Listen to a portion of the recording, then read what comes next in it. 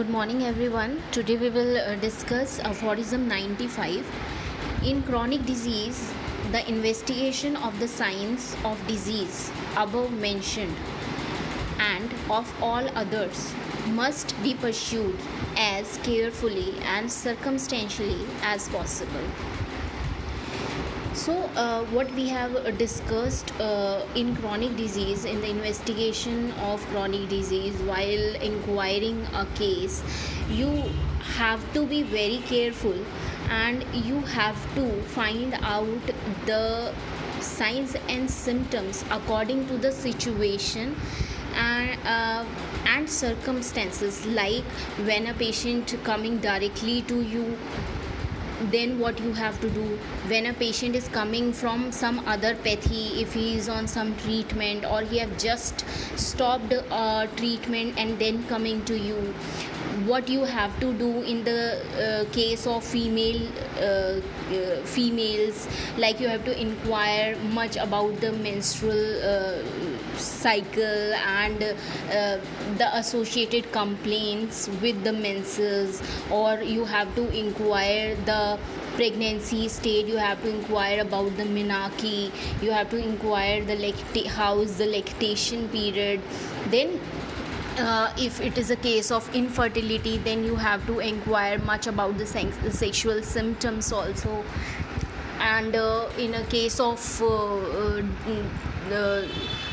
the problems which are because of the obvious cause or some disgraceful character of the cause, you have to make the inquiry very carefully, and you have to be very faithful. And so according to the situation, you have to be inquiry should be like that.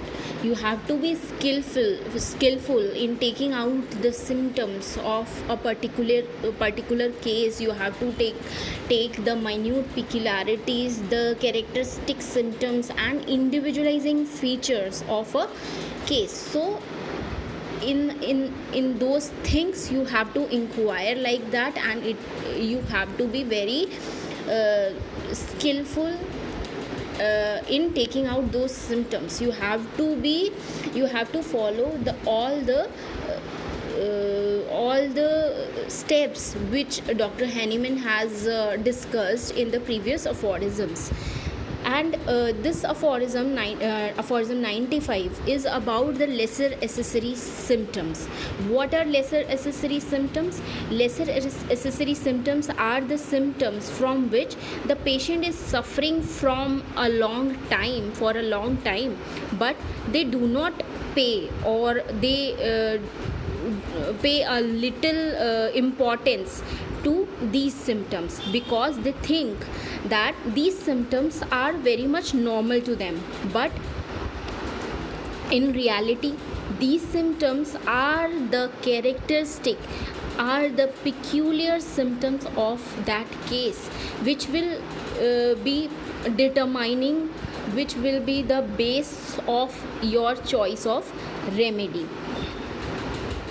The patient scarcely believe that these accessory symptoms have any connection with their principal or the presenting complaint, but in reality they are very much important. They are the most characteristic symptoms of that given case, and the most minute peculiarity must be attended to in case taking, partly because in these disease they are the most characteristic. You have to find out in the chronic case, you have to find out the most minute peculiarity of that case, most minute characteristic of that case. It may be lie in the presenting complaints, like in modalities, like in sensations, and it may be you will find out in the physical journals or the mental journals. Like you can find out in appetite, or in some peculiarity in the patient's thirst, some peculiarity of desires, aversions, intolerances,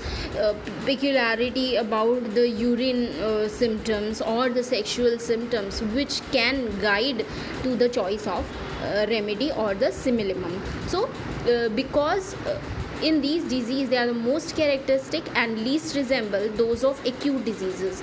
On the other hand, in acute diseases, you don't have to inquire much, because the peculiar or the characteristic symptoms are very much self-evident, and they are evident to your senses very easily.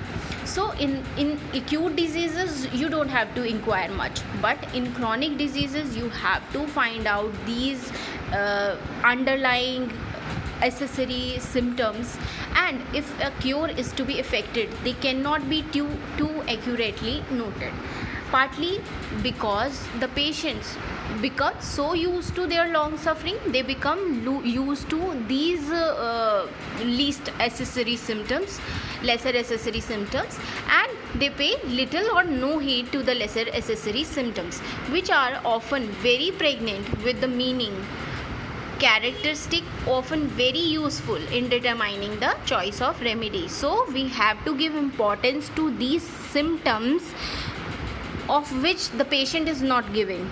So we have to find out such symptoms in a case, because they are very characteristics. They are known as lesser accessory symptoms, and they are very characteristic, and they are very much useful in determining the choice of remedy, and regard them almost as a necessary part of their condition, almost as health.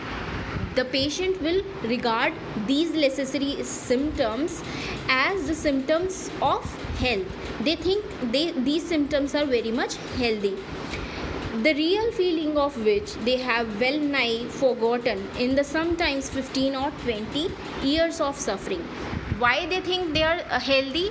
Because they forgot the real feelings, because they are used to it for the last 15, 20, 25 or 30 years. So they think this is healthy, and they scarcely bring themselves to believe that these accessory symptoms, these greater or less deviation from the healthy state, can have any connection with their principal malady. They think these deviation from the health, if it is greater or if it is lesser from the healthy state, they have no connection with their principal malady. They have no connection with the presenting complaint from which they are coming to take treatment for. So we have to find out such symptoms, and they can be the basis of our prescription. So this is about aphorism 95 is about lesser accessory symptoms. Aphorism 96. Aphorism 96 is about the hypochondriac patient. Besides this, patients themselves differ so much in their disposition that some, especially the so-called hypochondriacs and other persons of great sensitiveness and impatient of suffering. So hypochondriac patients are those patients who details their symptom in a very much exaggerated form or exaggerated expressions.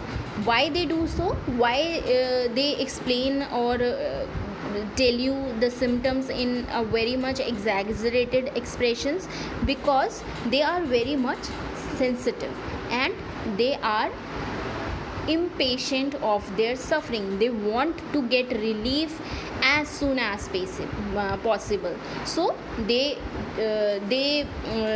detail their symptom in a very much exaggerated form and portray their symptoms in too vivid colors. And in order to induce the patient, why they do so? In order to induce the physician to give them relief. They tell you the symptoms in very much exaggerated expressions so that the physician can feel that they are very much suffering, and they give them relief as soon as possible. so to induce the physician to give them relief. They describe their ailments in exaggerated expressions. A pure fabrication of symptoms. Then what will you do in such cases? Because the hypochondriac patient is like that, they will express their symptoms in very much vivid colors, so that you will feel the pain, and they induce you to give them high doses, so that they will be better soon. So in such cases, a pure fabrication of symptoms and sufferings will never be met within hypochondriacs. So in such cases, you won't get the pure picture of the suffering, pure picture of the symptoms, pure picture of the portrait of the disease. Even in the most impatient of them, a comparison of suffering they complain of at various times, when the physician gives them nothing at all. In such cases, what you can do, you can make a comparison of their suffering by giving nothing to them.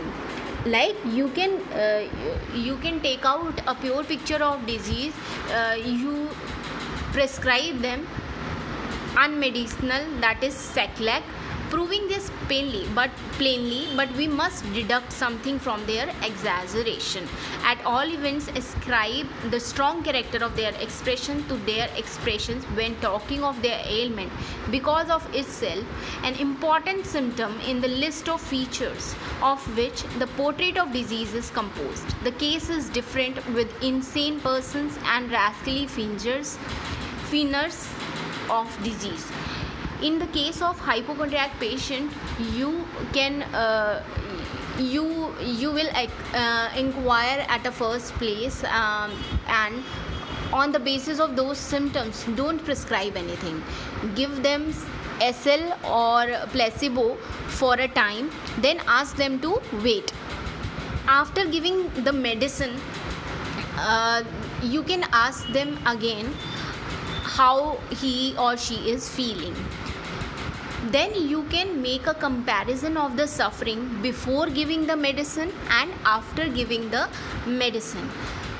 Because it was a placebo, you will get to know what are the real symptoms. Because if the patient is saying that he is better, and then he will tell you somewhat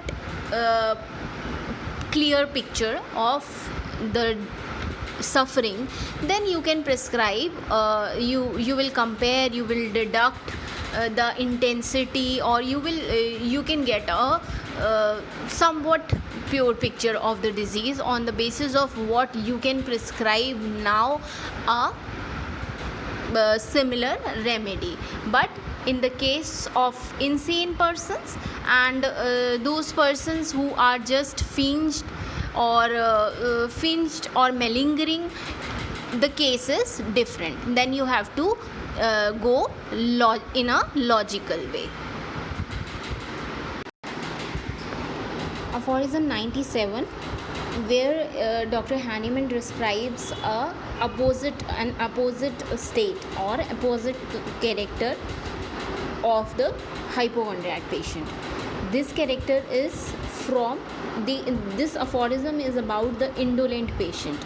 Indolent patients are those patients who details less due to the indolence or due to the false modesty, due to their ego or due to their humbleness, or partly from a kind of mildness of disposition, or because of the weakness of mind, weakness of memory.